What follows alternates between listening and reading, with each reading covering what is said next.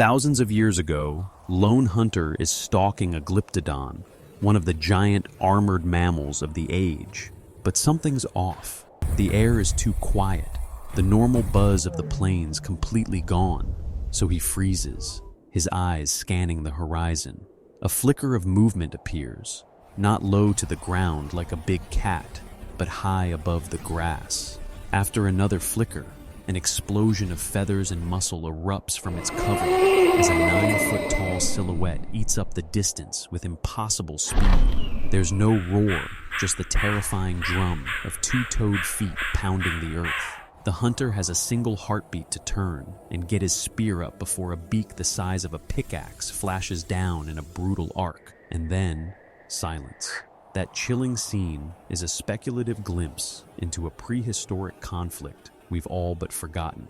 But let's be clear from the start that this wasn't a war with generals and battle plans. The earliest evidence of organized human warfare, such as mass graves found in places like Jebel Sahaba in Sudan and Nataruk in Kenya, predates this story by thousands of years and shows conflicts between different groups of people. This was something different, a desperate, brutal fight for survival. This is the story of what might have happened when the first humans pushed into South America 15,000 to 20,000 years ago and came face to face with the last of the Phorusrhacids, the birds we rightfully call terror birds.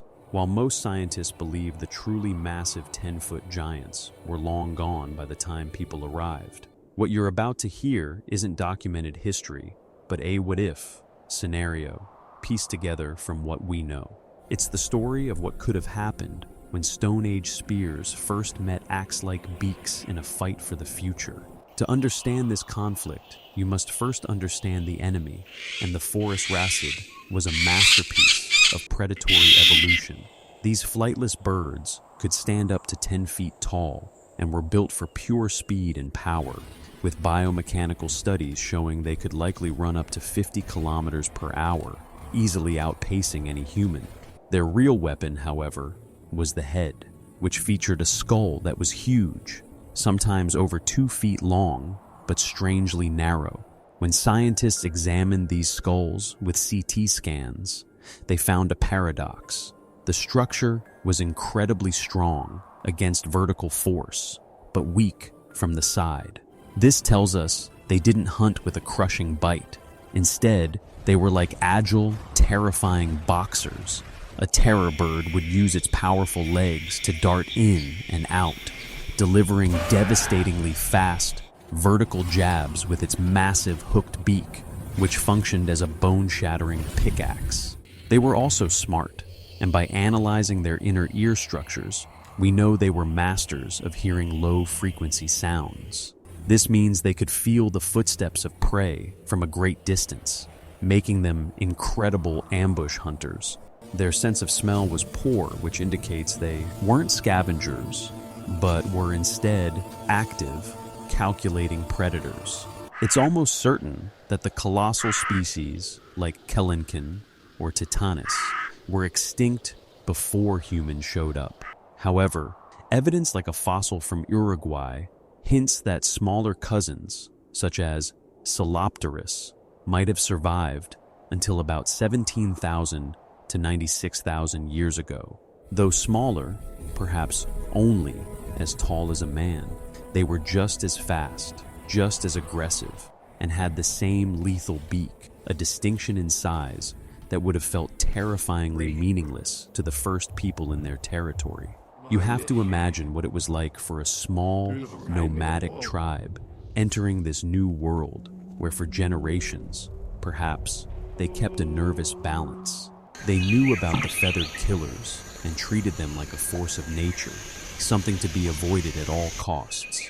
So certain valleys were forbidden and specific hunting grounds were left alone. Any encounters were probably rare, ending with the humans wisely scattering as the territorial birds gave a brief chase. This wasn't a world of constant battle, but one of tense coexistence where the tribe hunted other giant animals, learned the rhythms of the land, and followed the water.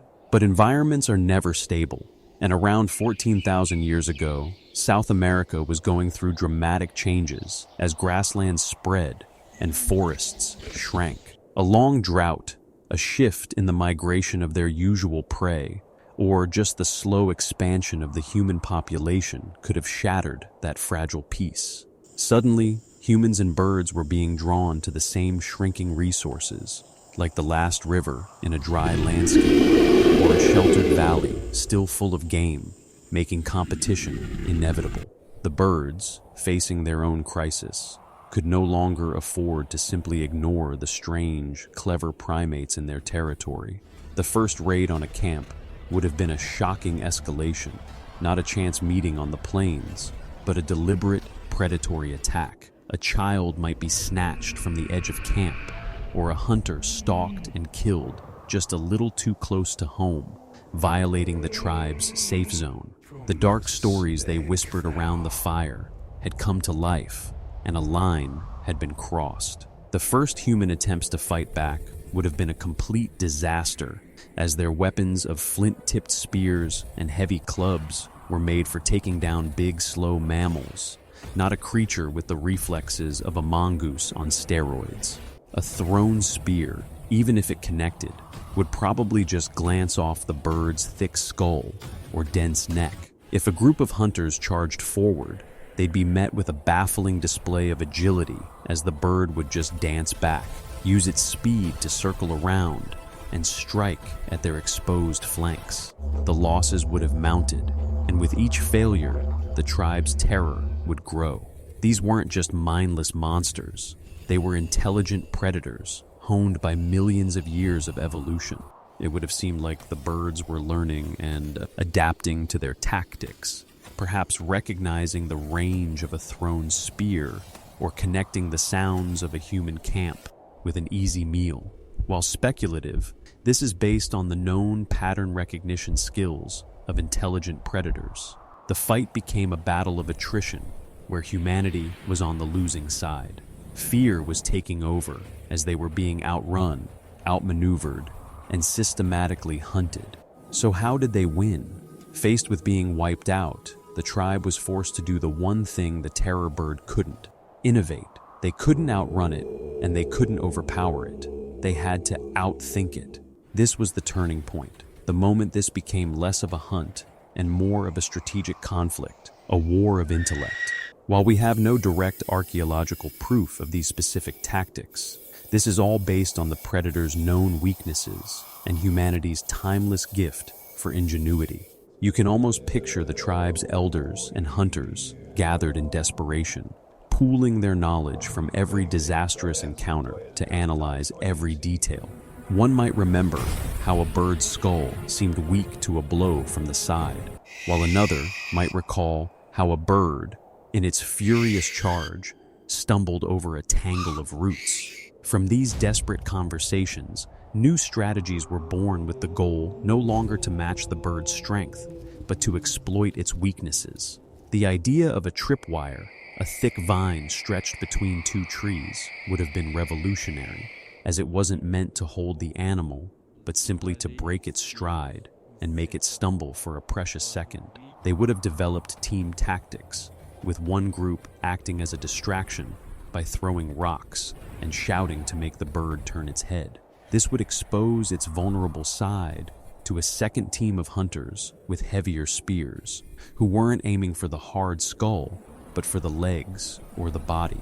They would learn to use the terrain by funneling the birds into narrow gullies where their speed was useless, and even fire, once just for warmth and cooking, would become a weapon used to create walls of smoke and flame to herd a furious predator into a trap. The climax of this prehistoric struggle wouldn't have been a chaotic free-for-all on an open plain, but a meticulously planned execution. The tribe chose its battleground carefully, a narrow ravine with steep, rocky sides. They placed a fresh kill as bait, letting its scent drift on the wind, and then they waited. The monster arrived, cautious, but pulled forward by hunger and the arrogance born from countless easy victories. It charged for the bait, and from the ridges above, the first teams hurled a barrage of rocks, the deafening sound and projectiles creating chaos. The bird screeched in fury, distracted, turning its head to find the source of the attack. As it lunged, its legs snagged the taut vine, breaking its incredible momentum and causing it to crash to the ground with a shriek of rage and pain. For one critical second, it was helpless, its side completely exposed. In that instant, the tribe's best hunters unleashed hell. Spears, thrown with the combined desperation and skill of a people fighting for their very existence, slammed into the bird's body and neck. The great predator collapsed, and the only sound left in the ravine was the ragged breathing of the terrified, victorious humans.